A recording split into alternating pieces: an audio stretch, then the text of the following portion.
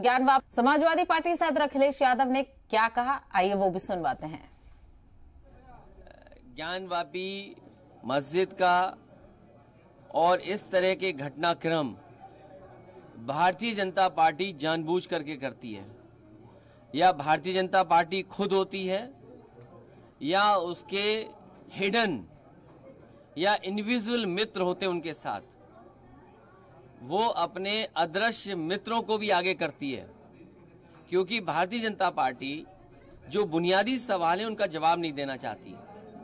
Diesel petrol महंगा है, आपका आटा महंगा हो गया, चीनी महंगी है, दाल महंगी है, अगर आप घर बनाना चाहेंगे सरिया महंगी, सीमेंट महंगा, और हर चीज़ महंगी होती चली जा रही है।